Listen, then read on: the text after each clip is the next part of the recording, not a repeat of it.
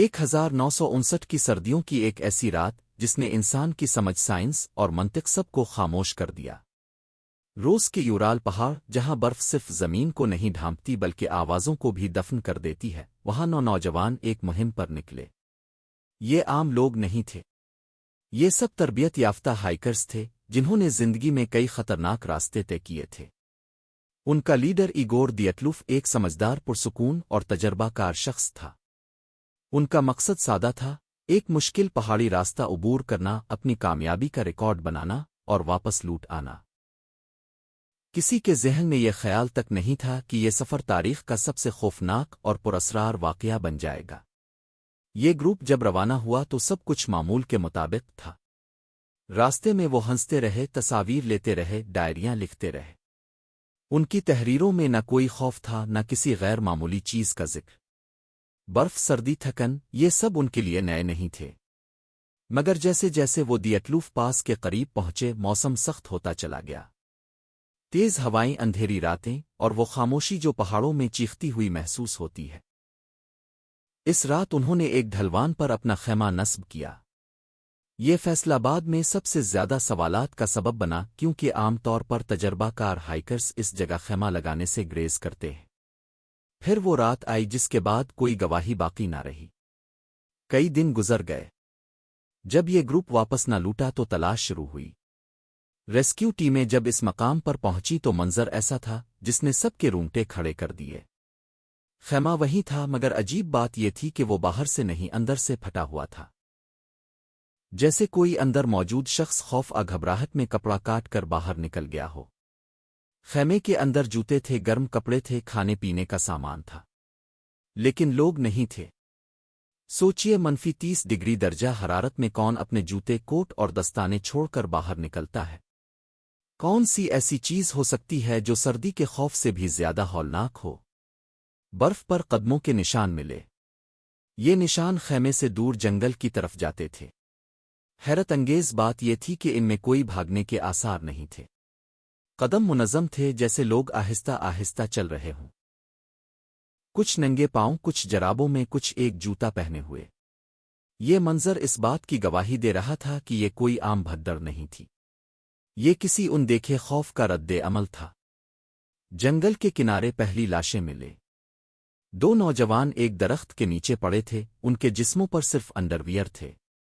ہاتھوں پر جلنے کے نشانات تھے، جیسے وہ آگ جلانے کی کوشش کر رہے ہوں۔ ان کی آنکھیں کھلی تھیں، جیسے آخری لمحے میں بھی وہ کچھ دیکھ رہے ہوں یا کسی چیز سے نظریں نہ ہٹا پا رہے ہوں۔ ان کے درمیان ایک چھوٹی سی آگ کے آثار تھے، جو اس بات کا ثبوت تھے کہ وہ سردی سے بچنے کی آخری کوشش کر رہے تھے۔ تھوڑی دور 3 اور لاشیں ملے۔ ایسا لگتا تھا جیسے وہ واپس خیمے کی طرف جانے کی کوشش کر رہے ہوں۔ ان کے جسموں پر شدید زخم تھے، مگر کوئی بیرونی کٹ خون نہیں تھا۔ ایک کا سر بری طرح ٹوٹا ہوا تھا، دوسرے کی پسلیاں اندر سے ٹوٹی ہوئی تھیں۔ ڈاکٹروں نے کہا کہ یہ زخم کسی بڑے حادثے جیسے، کار ایکسیڈنٹ جیسے تھے، مگر وہاں کوئی گاڑی نہیں تھی، کوئی مشین نہیں تھی، کوئی ہتھیار نہیں تھا۔ مہینوں بعد برف پگھلنے پر باقی 4 لاشیں ایک گہرے نالے میں ملے۔ یہی وہ مرحلہ تھا جہاں کہانی مزید خوفناک ہو گئی۔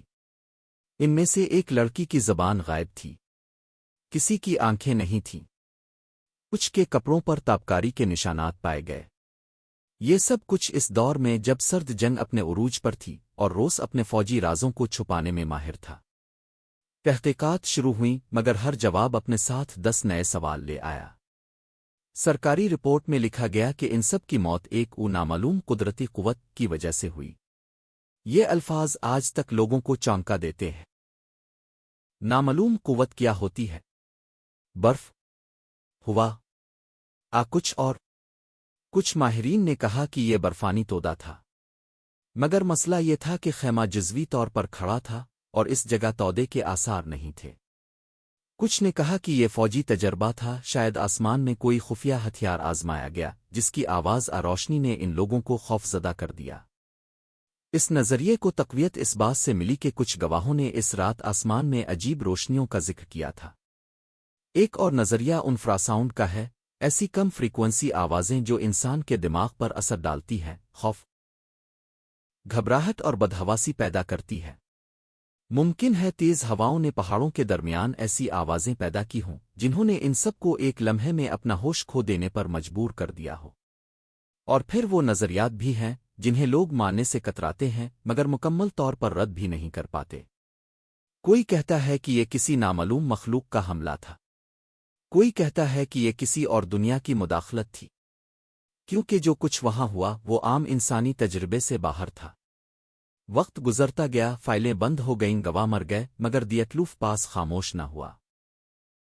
آج بھی جو لوگ وہاں جاتے ہیں کہتے ہیں کہ رات کے وقت ہوا میں عجیب سی سرگوشیاں سنائی دیتی ہے، جیسے پہاڑ کچھ کہنا چاہتے ہوں مگر الفاظ نہیں ڈھونڈ پا رہے ہوں۔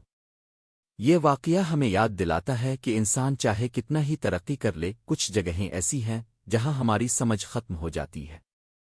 دیٹلوف پاس صرف ایک مقام نہیں، یہ ایک سوال ہے، ایک ایسا سوال جس کا جواب شاید کبھی نہ ملے، اور شاید یہی اس کی سب سے خوفناک حقیقت ہے۔ وقت گزرنے کے ساتھ دیٹلوف پاس کا معاملہ مزید الجھتا چلا گیا۔ برسوں بعد جب پرانی فائلیں دوبارہ کھولی گئیں تو کچھ حقائق ایسے سامنے آئے جنہوں نے پرانے نظریات کو بھی مشکوک بنا دیا۔ ماہرین نے لاشوں کے زخموں کا دوبارہ جائزہ لیا اور کہا کہ کچھ چوٹیں ایسی تھیں جو عام برفانی حادثے سے میل نہیں کھاتیں۔ پسلیوں کا اندر کی طرف ٹوٹنا، کھوپڑی پر شدید دباؤ مگر جلد پر خراش تک نہ ہونا، یہ سب کچھ کسی ایسے دباؤ کی طرف اشارہ کرتا تھا جو بہت طاقتور تھا مگر نظر نہ آنے والا۔ ایک اور حیران کن بات یہ تھی کہ کچھ لاشوں کے کپڑے دوسرے ساتھیوں کے کپڑوں سے بدلے ہوئے تھے، جیسے ایک شخص کی موت کے بعد اس کے گرم کپڑے دوسرے نے پہن لیے ہوں۔ اس کا مطلب یہ تھا کہ کچھ لوگ کچھ دیر تک زندہ رہے، سوچ سمجھ کر فیصلے کرتے رہے اور سردی سے بچنے کی کوشش میں ایک دوسرے سے مدد لیتے رہے۔ یہ کوئی ایک لمحے میں ہونے والا حادثہ نہیں تھا، بلکہ خوف، درد اور سردی کے درمیان گزرتے ہوئے کئی گھنٹوں کی جدوجہد تھی۔ تابکاری کے نشانات نے اس راز کو مزید گہرا کر دیا۔ اگر یہ صرف قدرتی حادثہ تھا تو تابکاری کہاں سے آئی؟ سرکاری وضاحتیں ہمیشہ ادھوری رہیں، کچھ ریکارڈ آج بھی خفیہ ہے، اور یہی خاموشی شکوک کو جنم دیتی ہے۔ روسی حکام نے کئی بار تحقیقات بند کیں جیسے وہ خود بھی کسی جواب سے خوفزدہ ہوں۔ آج جدید سائنس نے کچھ ممکنہ وضاحتیں ضرور پیش کی ہیں مگر کوئی بھی نظریہ مکمل اطمینان نہیں دے سکا۔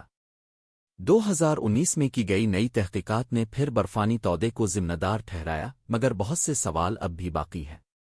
وہ زبان کیسے غائب ہوئی؟ وہ آنکھیں کہاں گئیں؟ وہ خاموش قدم کیوں پڑے؟